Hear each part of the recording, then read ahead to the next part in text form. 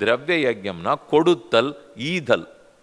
ஆண்டாள் பாசுரத்தில் ஐயமும் பிச்சையும் ஆந்தனையும் கைகாட்டி உய்யுமாறண்ணி உகந்துன்னு பாடினாள். ஐயம் பிச்சை வேண்டியவர்களுக்கு தானம் கொடுக்கறது. உடை இல்லையா உடை கொடு, அன்னம் இல்லையா அன்னதானம் பண்ணுங்கோ, வீடு பூமி இல்லையா ஒரு அரைக்காணி நிலம் கொடுங்கோ, சொர்ணம் கல்யாணத்துக்கு தாலி வேணும்னு கேட்குறாளா வாங்கி கொடுங்கோ. எந்த தானம்? வித்யாதானம், படிப்பு சொல்லி கொடுக்கலாமே. ஒன்றும் என்னால் முடியாது சுவாமி, உடலால் உழைச்சி அவர்களுக்கு நல்லது பண்ணலாம். இந்த தானத்தை தான் திரவிய யஜ்யம்ங்கிறார். தானம் ஏதோ தர்மம் நினைக்க வேண்டாம், கர்மயோகத்தின் ஒரு வகை தானம். தானம்னு உடனே லட்சக்கணக்கா கோட்டிக்கணக்கா கொடுத்தா தான் தானம்னு நினைக்க வேண்டாம். சின்ன சின்ன தானங்களாக இருந்தாலும் தானம்தான். தர்மமோ பணமோ ஞானமோ ஒரு நாள் ராத்திரி சேர்க்க முடியாது.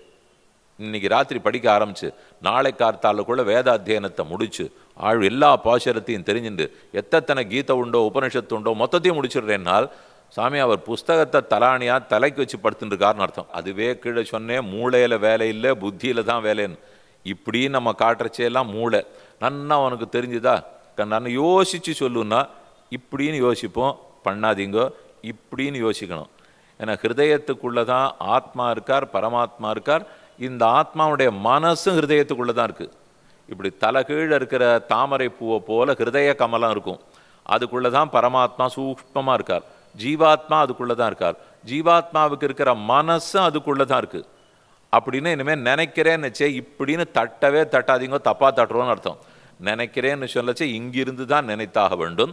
இப்படி பல வகைகள். அதனால் ஆத்ம சம்யமயோகோக்னோ ஜுஹ்வதி ஞான தீபித்தே திரவிய யஜ்ஞாக, தானம் கொடுக்கறது சிறப்பான யஜ்ஞம். தபோ யஜ்ஞாக, தபஸ்.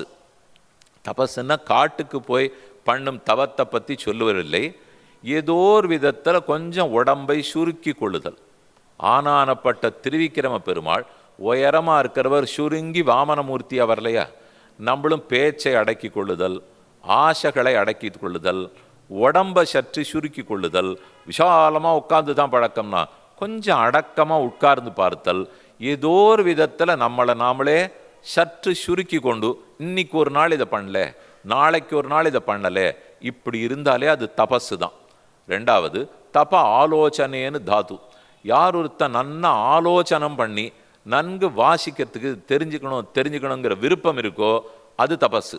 இன்னும் மூணாவது மனம் மொழி மெய்.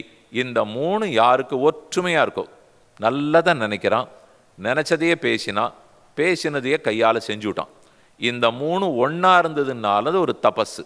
இது எல்லாமே சுத்தி.